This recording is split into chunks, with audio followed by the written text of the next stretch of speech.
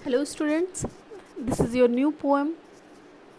The poem name is Dust of Snow, written by Robert Frost.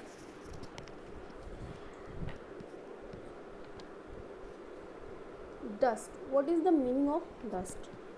Dust का मतलब मिट्टी से नहीं है, यहाँ पे किसी प्रकार की धूल से नहीं है। डस्ट का मतलब यहाँ पे झाड़ने से है और स्नो का मतलब बर्फ से है। तो ये जो पोएम है, इस पोएम में पोएट ने क्या बताया है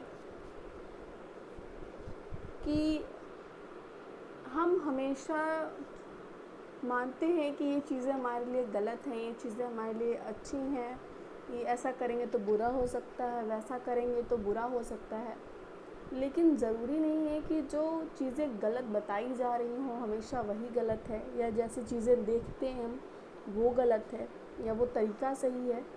तो यहाँ पे पोएट ने बताया है,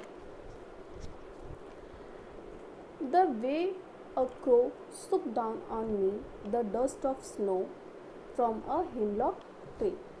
यहाँ पे हेमलॉक ट्री क्या है?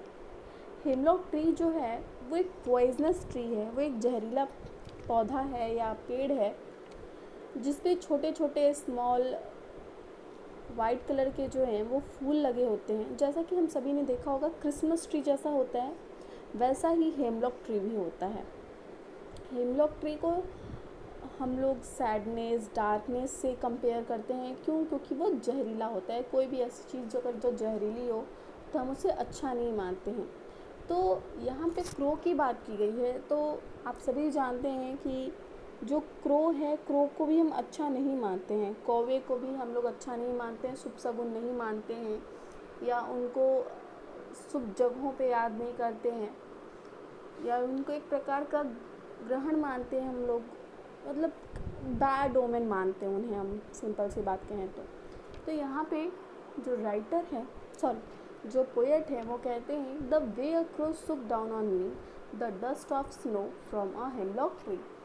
जो पोएट हैं वो एक हेमलॉक ट्री के नीचे खड़े हैं और जो कौवा है उसके पेड़ पर बैठता है, और उसके बैठने की वजह से जो वो स्नो है पेड़ पे जो ढकी हुई है, पूरी बर्फ़ से ढकी हुई है हेमलॉक ट्री, उसका जो बर्फ़ है वो कुछ उस पोएट के ऊपर गिर जाता है। तो क्या होता है आगे, let's see. Has given my heart a change of mood. मतलब बर्फ़ का वो थोड़ा सा टुकड़ा गिरने से या बर्फ़ की झाड़ पड़ने से पोएट के ऊपर जो पोएट का मूड है वो चेंज हो जाता है। And saved some part of a day that I had rued। वो कहते हैं कि रूड मतलब होता है किसी प्रकार का रिग्रेट या पछतावा। तो कहते हैं has given my heart a change of mood and saved some part of a day I had drew. कहते हैं कि उस पूरे दिन का जो आधा दिन था वो तो मैंने किसी प्रकार के पछतावे में बिता दिया। मतलब जो पोएट थे वो थोड़े अपसेट थे और उनको कुछ अच्छा नहीं लग रहा था, लेकिन जब वो कौवा जो है वो हेमलॉक ट्री पे बैठा, वो आके बैठा पहले या वहाँ से उड़ा ये मेंशन नहीं किया गया है, बट हाँ ये है कि वो जो कौवा था चाहे उसे उड़ने से चाहे बैठने से, जब वो बर्फ़ झड़ी उनके ऊपर तो उनका जो मूड था वो चेंज हो गया। और कहते हैं कि वो पहले सैड थे, लेकिन जैसे ही वो बर्फ़ की झाड़ उनके ऊपर गिरी उनका जो मूड चेंज हो गया और वो उसके बाद खुश हो गए। तो यहाँ पे जो टोटल समरी है चैप्टर की वो ये कहना चाहती है कि लाइफ में चाहे कुछ भी हो, हमें किसी भी चीज़ को कभी भी ग्रांटेड नहीं लेना चाहिए। और लाइफ में पोएट ने ये भी कहा है कि चाहे कुछ भी हो, कैसा भी माहौल हो, लेकिन चीज़ें गलत भी क्यों ना हो रही हो, लेकिन हमें हमेशा उसको पॉजिटिव वे में लेना चाहिए।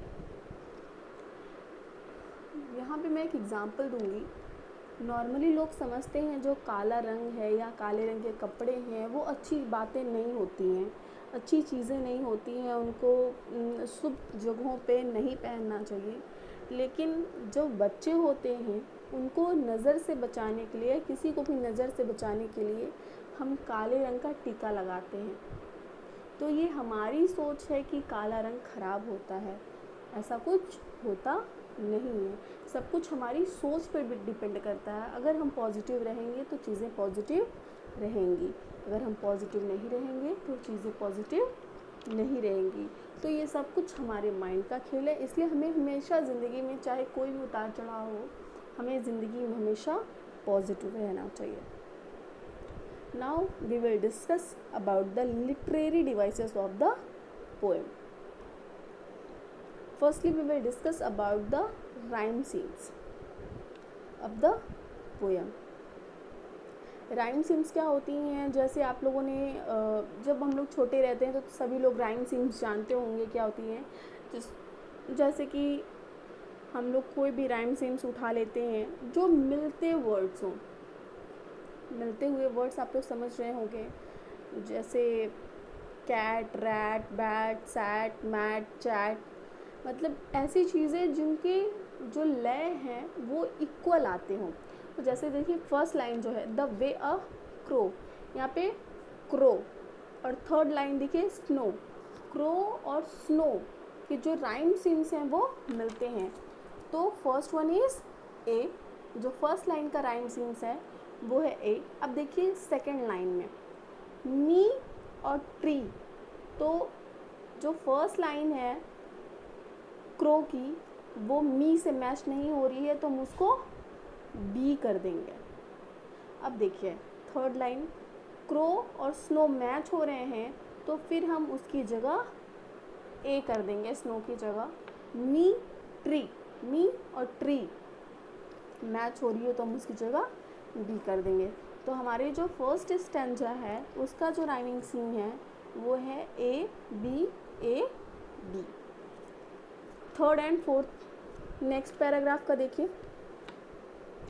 इसका जो राइम सीम है वो है सी डी, क्योंकि हार्ट और पार्ट मैच हो रहा है, मूड और र्यूड मैच हो रहा है, तो इसका राइमिंग सीम हो गया C D. Now we will discuss about the figure of speech, as we can say that literary devices. तो जो फर्स्ट पैराग्राफ है उसमें जो पहला लिटरेरी डिवाइसेस है वो है इंजैबमेंट। इंजैबमेंट क्या होता है? जब कोई भी सेंटेंस जो होती है या कोई भी जो लाइन है वो कंटिन्यू चली आ रही हो विदाउट किसी पंक्चुएशन मार्क के। पंक्चुएशन मार्क तो आप लोगों को पता होगा, comma, dot, slash, semi column, ये सब। तो देखिए पहले से लेके चौथी लाइन तक देखिए किसी भी प्रकार की कोई भी कहीं भी पंक्चुएशन मार्क नहीं लगाई गई है। तो इसलिए पहले जो 4 पैराग्राफ्स हैं उनका पहला लिटरेरी डिवाइस है enjambment. And second one is that assonance. Assonance क्या होता है? जब कोई भी वोवेल साउंड क्या होता है? ए ई आई ओ यू। जब कोई भी वोवेल साउंड का जो रिपीटेशन है, मतलब उसके जो बार बार आने की प्रवृत्ति है, मतलब उसके व्यंजन की जो प्रवृत्ति है कि उसका जो साउंड है वो बार बार आएगा और वो क्लोजली कनेक्टेड वर्ड्स में आ सकता है। जैसे फर्स्ट स्टैंजा का सेकेंड लाइन देखिए, शुक डाउन ऑन, मतलब इन तीनों में ओ बार बार आ रहे हैं और ये हमारे वोवेल साउंड है, इसलिए इसमें जो सेकेंड लिटरेरी डिवाइस है वो है एसोनेंस। नेक्स्ट देखिए सेकेंड स्टैंजा में भी जो पहला लिटरेरी डिवाइस है वो है इंजैबमेंट। क्यों? क्योंकि देखिए यहाँ पर भी कोई भी और किसी भी प्रकार की पंक्चुएशन मार्क यूज़ नहीं हुई है, सिर्फ लास्ट में हुई है मतलब ऊपर से लेके कंटिन्यू नीचे तक इसमें भी सिर्फ एक लिटरेरी डिवाइस यूज़ हुई है, मतलब उसके बीच में जैसे third line, second line, fourth line में कहीं नहीं यूज़ हुई है। अगर ये फर्स्ट लाइन या सेकेंड लाइन के बाद होती तो यहाँ पे एंजॉयमेंट नहीं होता, लेकिन यहाँ पे नहीं है तो ये एंजॉयमेंट है। And the second literary device is alliteration. Alliteration क्या होता है? Repetition of the consonant sound. Consonant sound पढ़ता ही होंगे, ए, ई, आई, ओ, यू को छोड़ के जितने भी 21 अल्फ़ाबेट बचते हैं वो होते हैं हमारे कॉन्सोनेंट साउंड। तो देखिए इसमें पहले ही लाइन में एक चीज़ और ध्यान रखिएगा, जो एलिट्रेशन होता है उसका जो कॉन्सोनेंट वर्ड होता है वो हमेशा एक ही लेटर से होगा। जैसे देखिए यहाँ पे 5वीं लाइन में हैज़ और हार्ट है, भले ही वो थोड़े दूर दूर हो लेकिन उनका जो स्टार्टिंग वर्ड है एच, वो दोनों सेम है। मतलब किसी भी लाइन में जब कोई भी कॉन्सोनेंट वर्ड एक से ज़्यादा बार आए और उसका स्टार्टिंग लेटर सेम हो, जैसे सम, सन, सुन, यानी अगर ऐसे कोई भी कॉन्सोनेंट वर्ड लगातार आए और उनका स्टार्टिंग लेटर भी सेम हो, यानी वो बीच में नहीं होने चाहिए, वो पीछे नहीं होने चाहिए, वो हमेशा स्टार्ट में ही होने चाहिए, that is called alliteration.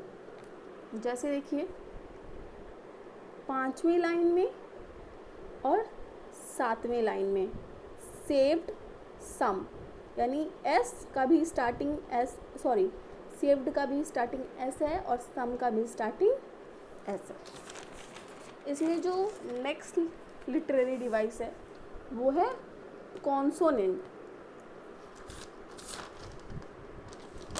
Alliteration और कॉन्सोनेंट।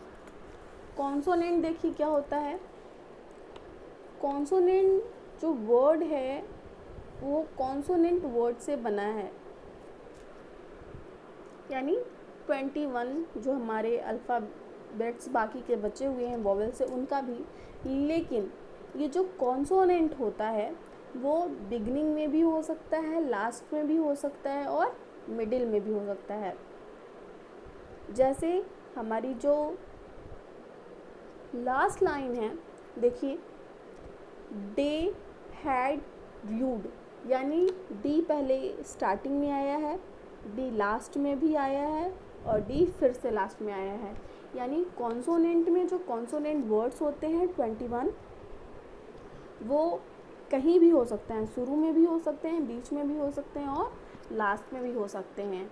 लेकिन एलिट्रेशन में जो कॉन्सोनेंट वर्ड होते हैं उनका जो पहला लेटर होता है वो सेम होना चाहिए, मतलब कोई भी वर्ड हो लेकिन वो जो लेटर है वो हमेशा स्टार्टिंग में ही आना चाहिए। So that's for the day. Hope you understand this poem. Thank you.